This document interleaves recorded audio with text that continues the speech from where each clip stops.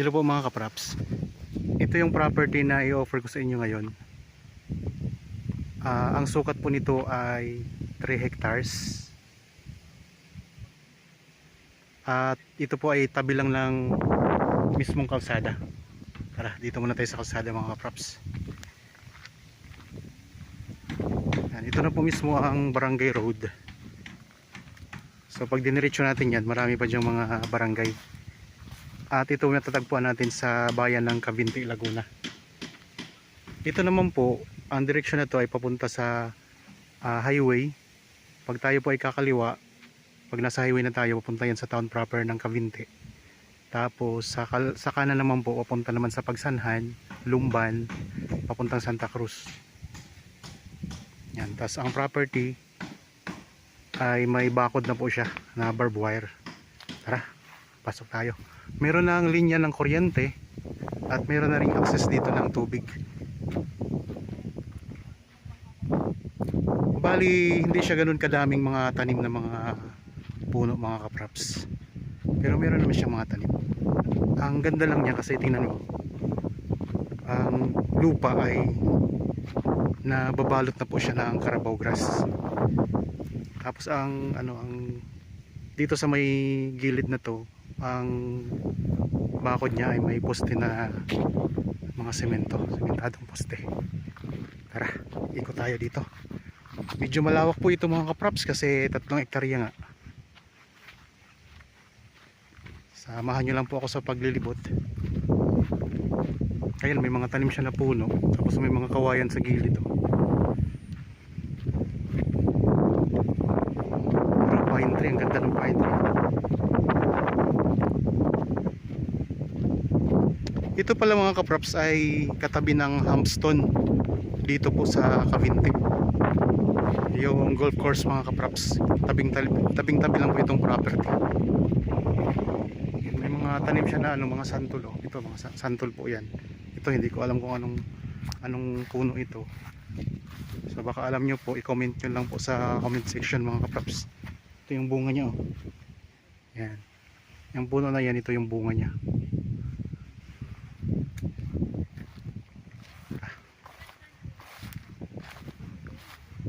Meron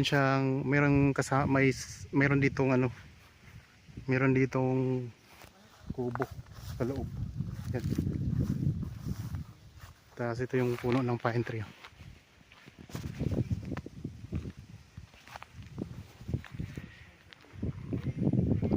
Ikutin natin to para makita nyo. Ang ganda niya.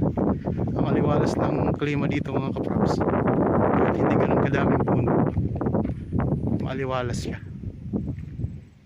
Ito yung santol na isa pang puno ng santol. Dalawang puno ng santol na nakikita ko ngayon. Tapos meron din siyang puno na langka. Meron pa pala ditong puno ng santol.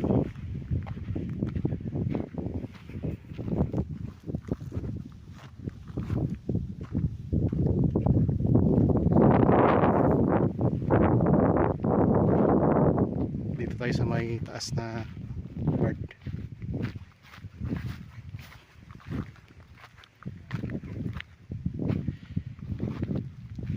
Meron tayo ditong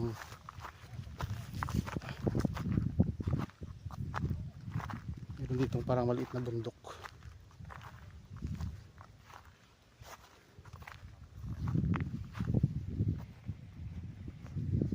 Ano yan dyan? Lake? Oo, may sarili. Sa Hampston na yan? Tapos ito yan. Ha? Tapos ito yan. Sako pa yan ito? Sako pa yan? Sako pa ito? Yan may tubig sa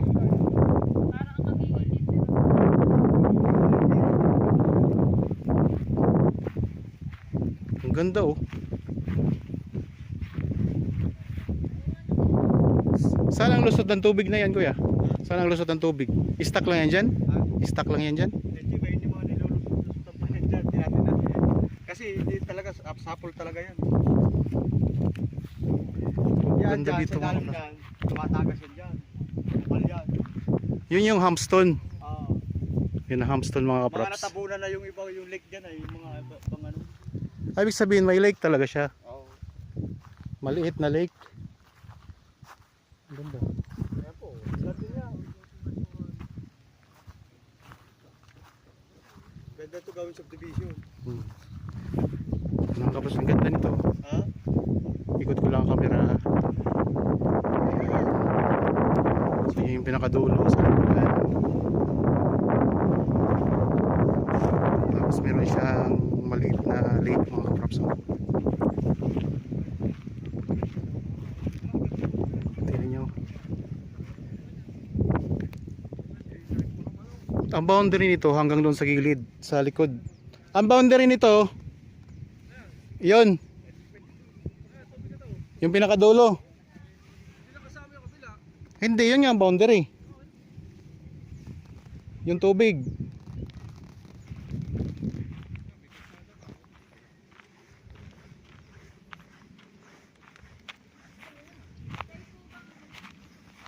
Ang ganda mga kaprops, oh. Mayroon siyang lake.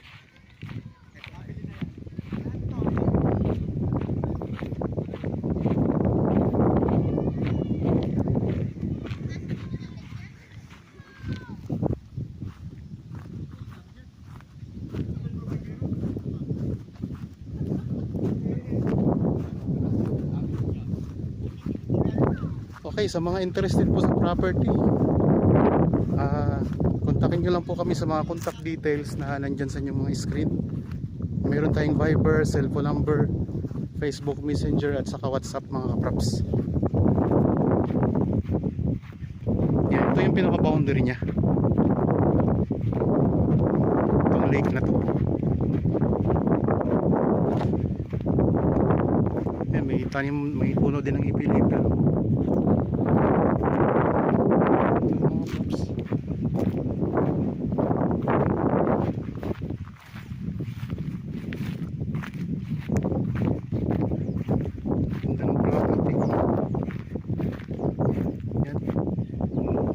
Yun yung golf course dyan.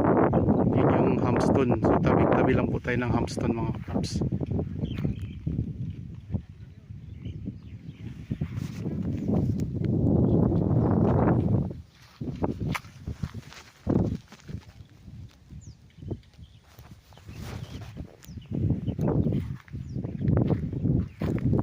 Yun ang isang maliit na lake.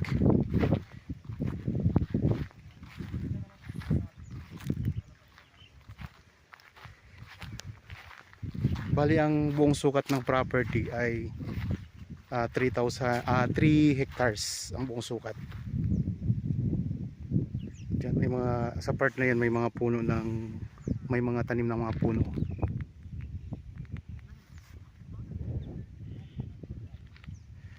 Ganda. Tara, ikutin pa natin. Iikot pa tayo. Excuse me. Tapos tingnan yung mga ano niya, mga damo niya. Puro mga Carabao grass yan.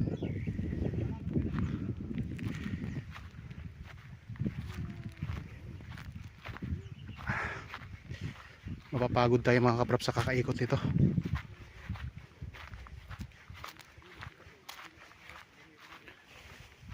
Kagandahan ang kagandahan nito ay tabing kalsada siya. Kaya pasok na pasok yung sasakyan dito.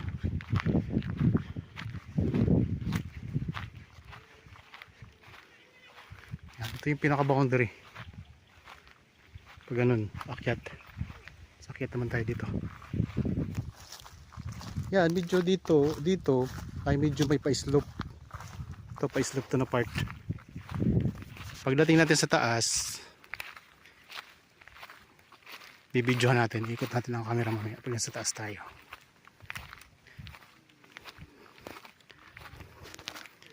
Ganda nito mga kaprops. Pwedeng i-subdivide, pwede kayong magtayo dito ng resort kasi yun, no? Meron kayong maliit na lake dito.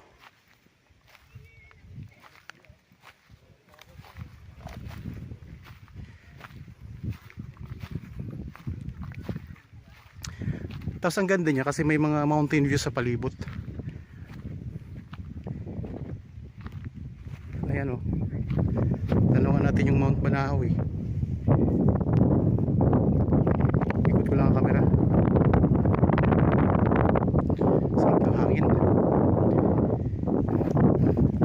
boundary na yan, yung may mga puno, yun yung pinaka boundary niya.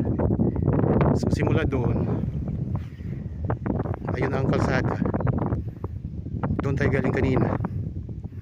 Tapos pag ganun, yung mga boundary, ayan, may linya na ng kuryente at saka tubig to mga kapraps. Yung mga boundary niya ang tinuturo ko. Yan yung boundary ng property.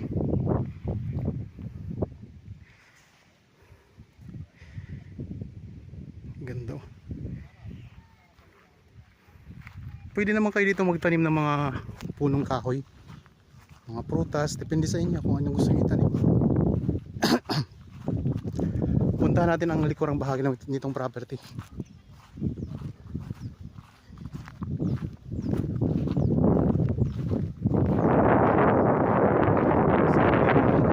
Makaparelax dito mga kapraps. Lalo pag nakita nyo yun, oh, yung golf course, ganda ng tanawin. Tapos may mga mountain views, paikot yan, mga mountain views yan mga kapraps. Ayun, oh, yan mga mountain view. Dito pa lang sa loob ng lupa, ang ganda na. Pwede kayo magtayo dito ng rest house. Kaliwalas ng klima. Kahit walang masyadong puno, malamig po dito sa sa Cavite.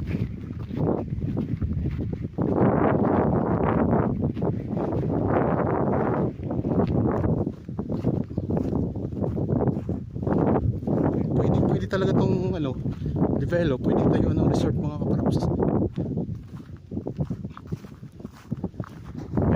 Yan na rin ang pinaka boundary niya dito sa likod. Dito ang ganda din ng tanawin dito, may mga farm tayo nakatabi.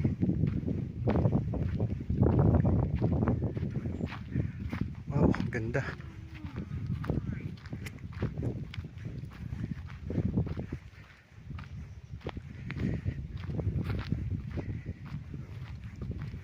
Tayo doon sa dulo boundary, sa gilid naman tayo. May ilaga ditong kalabaw.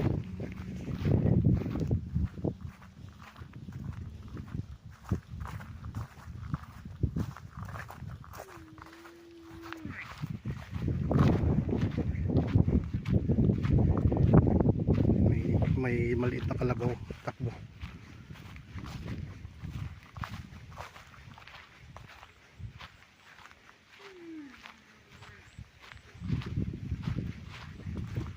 Hindi tayo lalapit dyan, wala palang tali, baka makahabol pa tayo.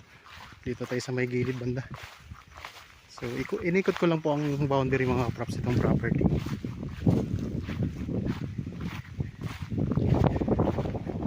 Sa gilid may mga tanim na parang mga mahogany na puno, may mga santol din.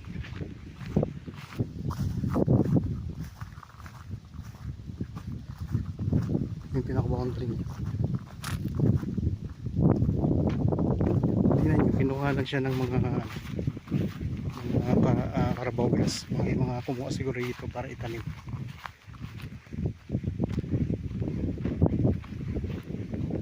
Doon sa kabila, iba na po yan, ibang property na yan. So hanggang dito lang tayo, itong mga puno na to.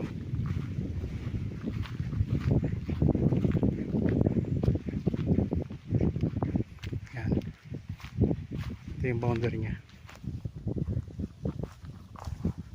Ganda mga kaprops. Lalo na pag nakita nyo ito ng personal, ang ganda dito.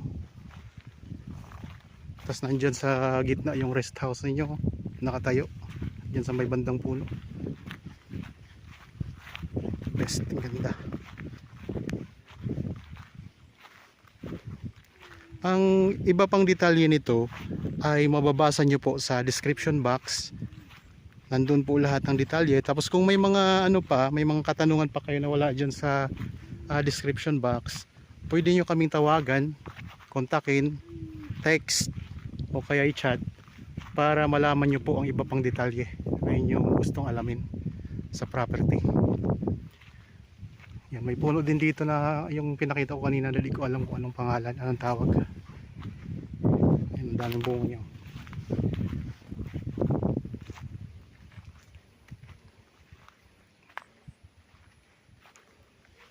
May mga bata na naglalaro mga kapraps. Ulitin ko lang po, ang sukat ng property na ito ay 3 hectares. Tabingin lang kalsada, malapit lang po sa highway, nasa 2 minutes travel time lang. Ang layo po nito sa bayan ng Cavite, sa town proper, ay nasa 20 minutes travel time, 15 to 20 minutes travel time. Tapos po, ito'y malapit na lang din po sa Lumot Lake at saka Caliraya Lake. Bali, mayroong maliit na lake ang katabi ng property.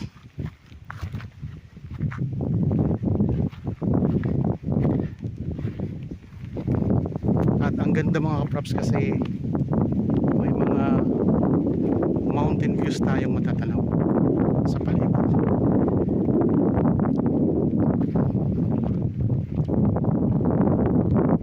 Yan ang lake.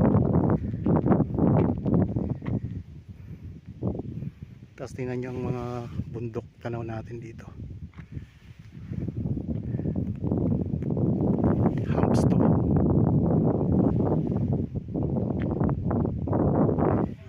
Ganda mga kapaps.